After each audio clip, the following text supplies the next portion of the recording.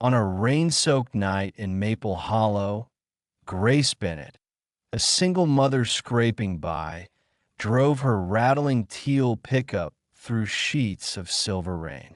She was late, her daughter Mia waiting at home with her stuffed bear and a mug of warm milk. The bakery van had broken down, and Grace stayed to help her boss, Tarpet, before the storm worsened. She lived for enough: a warm blanket, a working truck, a home for Mia. But that night, enough took a detour. She saw him on the roadside, a limping figure, drenched, hunched under a sagging backpack.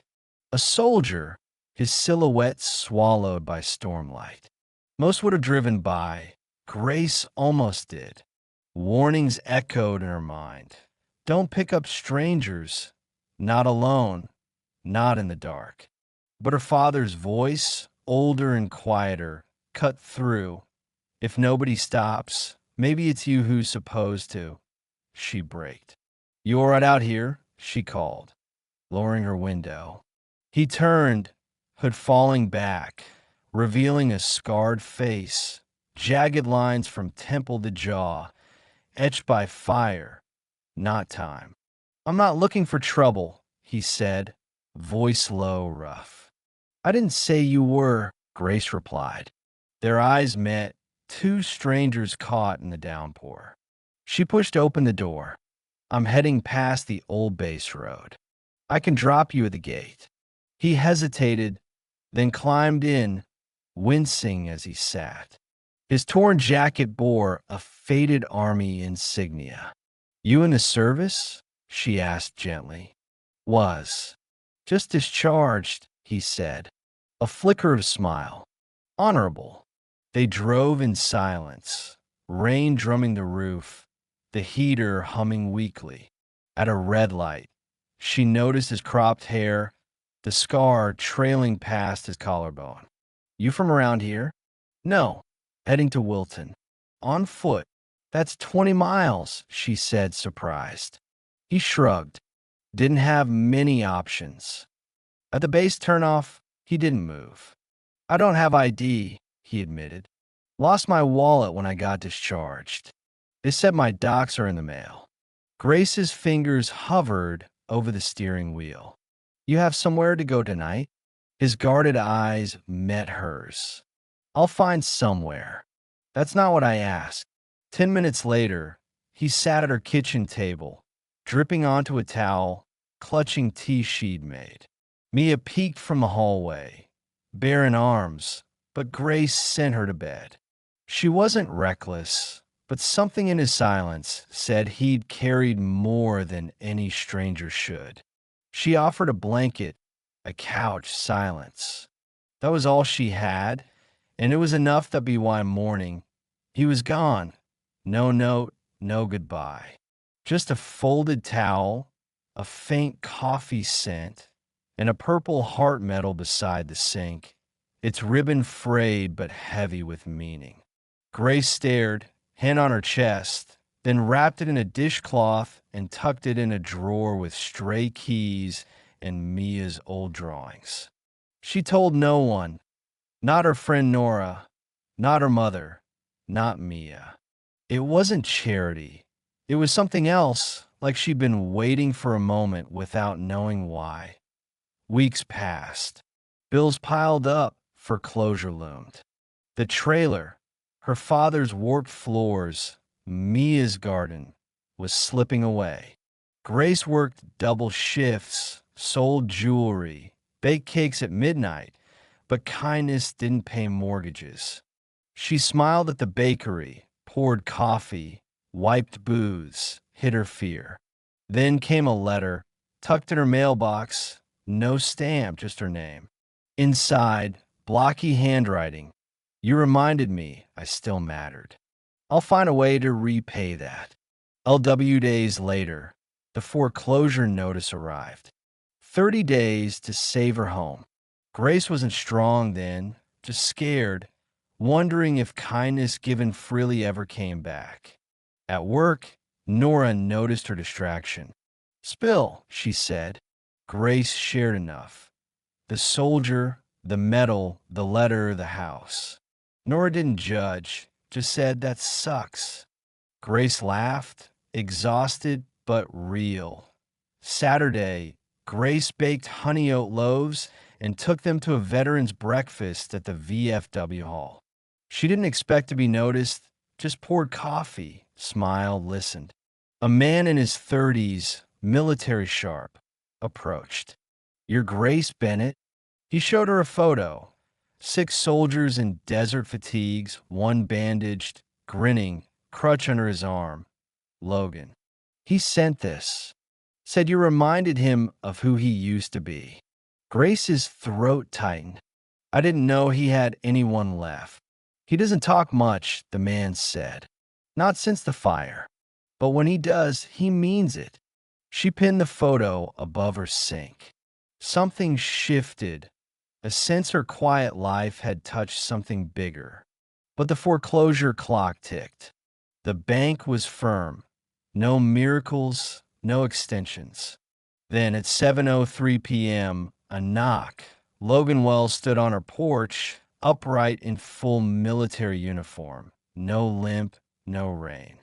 2 black SUVs idled behind him, flanked by a captain and a master sergeant. "Evening, Grace," he said, softer than before. He handed her an envelope, heavy, deliberate. "It's long overdue, but it's just the beginning." Inside, Captain Marks introduced himself, Office of Veteran Community Engagement. They sat at her table, Mia peeking curiously. Logan spoke. "That night, I was in a bad place. No ID, no money, a bottle in my bag I planned to drink alone. You didn't ask about my scars or what I'd done. You gave me tea, a towel, dignity." He nodded to Marks, who slid a document across. A certificate of community honor, Grace's name in elegant script, recognizing her compassion. Then another, her mortgage debt forgiven, her home saved. Grace's eyes filled. "Why?" she whispered. Logan met her gaze. "You reminded us quiet kindness exists, that it matters." He placed a velvet box in her hand, a silver challenge coin, inscribed. "She didn't ask, she just acted. For civilians who remind us why we serve," he said. They left quietly, promising follow-up support. Grace sat by the window, coin in hand, certificate above the mantel, Purple Heart in the drawer. Her home was safe, but what she'd given wasn't charity. It was dignity, and it had multiplied. Months later, a voicemail from county services, an old lien on her land, a predatory agency claiming her backyard. Mia's sunflowers, the garden, the coop. Grace texted Logan, hesitant. "Something's come up." He called, listened, said, "I'll take care of it." 3 days later, a federal lawyer dismantled the claim. The lien was fraudulent, the agency under investigation. Her land was hers, for good. Logan's next letter arrived. No stamp. "What you grow in quiet places will one day feed someone you'll never meet." Seer. Latin, she learned for always. She kept it with the coin, the medal, the photo, a wooden box of promises. Grace became a community advisor for the Veteran Resilience Network, not for expertise, but for her grounded compassion. Veterans came to her, drawn by her story, her quiet presence. At the farmer's market, her sign read, "Free produce for veterans, no questions. If you've served, let the earth serve you." Some took potatoes, some just stood, whispering thanks before leaving, not empty-handed but seen. Logan visited rarely, always with others, a fence rebuilt, a coop rewired, solar panels installed. "Sunlight helps things grow," one said. Grace stood on her porch, watching me run barefoot, laughing.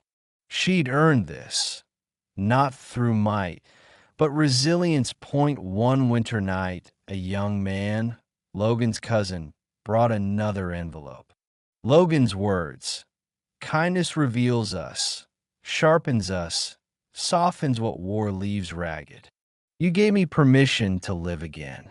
The road you opened, I'll never stop walking. See her. Grace placed in the box, a promise kept. Spring brought lilacs, bees, new eggs in the coop. A new sign in her garden: free produce for veterans. What you grow in quiet places feeds someone you'll never meet. They came not just for food, but for her eyes that said, I see you. On her birthday, a package, a framed photo of Logan at a podium, her name projected behind him. She didn't ask, she just acted. Grace hung it by the pantry, where she packed meals nightly. Kindness wasn't marble. It lived in hands that kept giving. Her quiet act had echoed, and Maple Hollow, her home, her heart, was steadier for it. If this moved you, share it. Let it remind someone that kindness, however small, is never wasted. It comes back, sometimes in ways that rewrite everything.